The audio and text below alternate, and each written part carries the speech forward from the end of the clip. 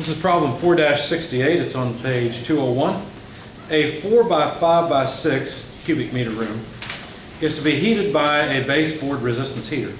It is desired that the resistance heater be able to raise the air temperature in the room from 5 to 25 degrees Celsius within 11 minutes. Assuming no heat loss from the room and an atmospheric pressure of 100 kilopascals, determine the required power of the resistance heater. Assume constant specific heats at room temperature. Okay, so someone asked this. How did you guys start this? How did you approach it? What did anyone get any traction on this problem? Well, let's start with the easy stuff. You know you need the volume of the room, right? So let's just get that. So 4 times 5 times 6 is 120 cubic meters. Now, couldn't you figure out how much mass of air that represents? Remember when we've done that before? Usually in 220, I'll bring you in and say, what's the weight of the air in this room? And figure out it's a lot and you're surprised, right? Couldn't we do the same thing and get the mass? Well, how would we get the mass? What equation would we use to get the mass? Or would we look it up in the back of the book? What would we do? If you know the density. We know the density? If you know the density, you can do it, right? Yeah. Okay. Volume. Any other ideas? Specific volume or density. The go-to equation you're not going to for some reason. How about PV over RT, the ideal gas law? Couldn't we just do that? By the way, density is built into the ideal gas law. It's right here. That is density. Okay? If you look at the units of it, it is. It's easy to remember too because the P looks like a rho. So for ideal gases, that's a nice little thing to know. It's pretty handy. Okay, and that's the way I remember it, is because those two look alike and that is right over RT.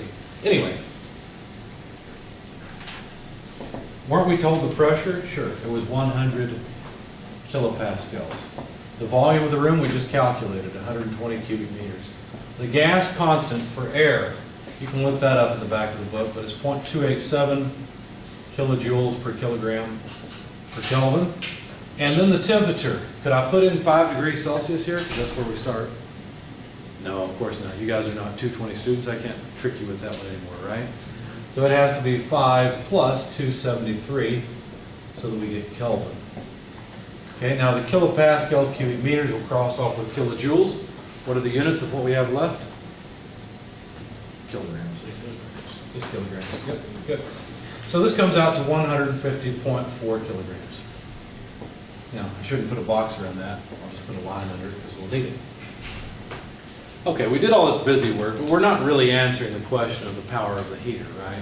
We're not doing that. So let's start approaching that question and see if we can give a good answer to it. So here's the room. And basically what we've got to do is transfer energy into the room. I'll just call it heat. Okay? It's close enough for what we're doing.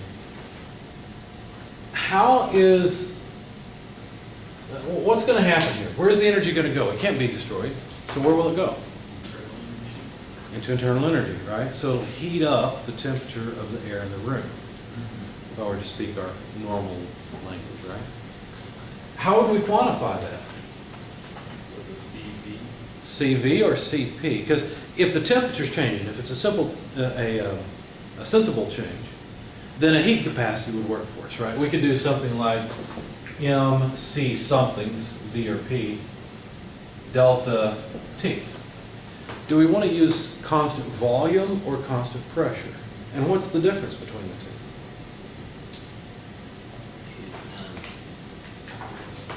Well, remember, to use CV, we'd have to have a sealed room.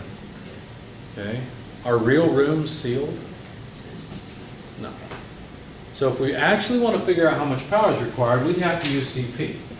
In my solution, I use CV. You know why I use CV? So that my answer would match what he has in the book. You can see how he got his answer. In my opinion, his answer doesn't make any sense.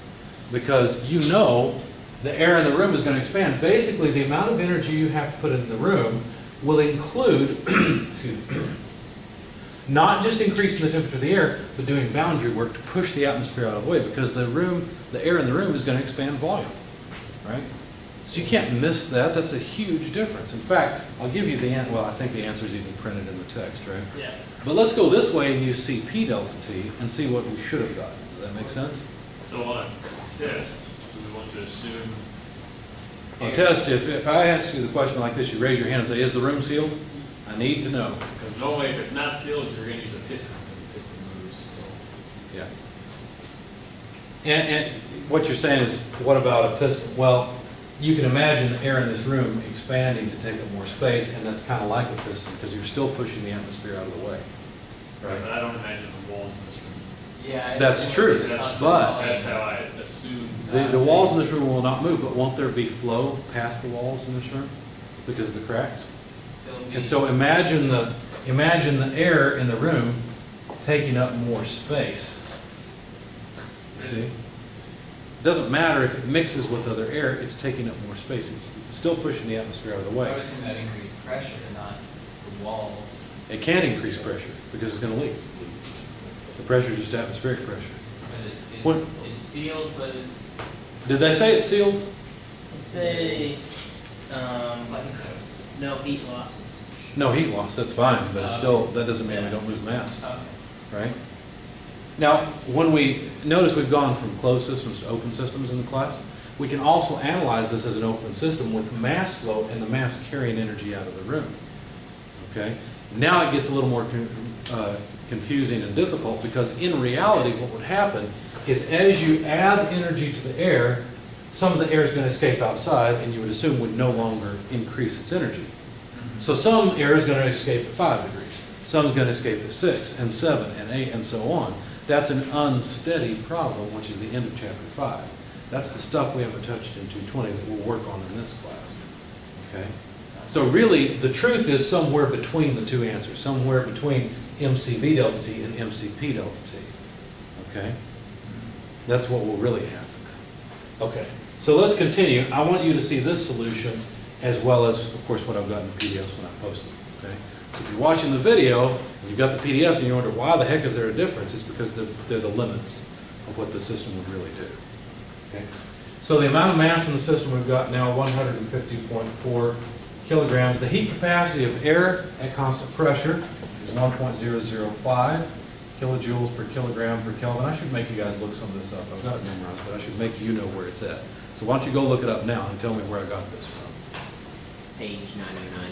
Page 909. It's the first page of the appendices. Okay. Well, really the second, right? Yeah. Because it's over on the right-hand side. Okay. The delta T is 25 less 5 because that's the change in temperature. I can cross off the degrees Celsius with Kelvin because they're both changes and get rid of the kilograms, and I've got kilojoules of energy that has to be added. So plug this in your calculator, because I don't have it on our sheet, of course, and tell me how much energy we need to put in this room to change the temperature. I got 3,023.09. 3,023, Yeah. so I need a 0 in there, 0.29, 09. Yeah, it was basically, it was basically that. close enough. Mhm. Okay. Now, that's not what they asked for. They said, what's the power rating of the heater? Well, that's something that involves time. And they told us we want the house to heat up in 11 minutes. So to get power out of this, what would I do? To get a Q dot, how would I do that? Divide by time. Energy per time. So 3,023 kilojoules divided by 11 minutes, but really we want seconds. So 60 seconds per 1 minute. Gets rid of the minute. So plug that in your calculator, please. 3023 over 11 over 60. The units will be kilowatts when we're done. 4.58. Sounds right. 4.58 kilowatts would be the power rating for that heater, assuming that the air expands. Now, when I saw this with CV, instead I got 3.27 kilowatts, which is what your author had. The real rating of the heater would be somewhere between those two numbers, depending on exactly how the air leaked and what its temperature was when it came out and so on.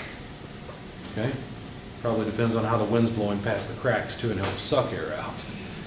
Okay? So this is a good way to find the maximum. Right, this is the maximum that that heater would need. Yes. It's good to know what the limits are. So what was the answer for the other way?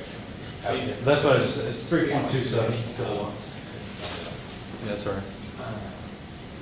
Any other questions on this? CP is the constant, is the heat capacity at constant pressure. If we assume the room was sealed, we'd use CV instead. The only sealed room I know of is a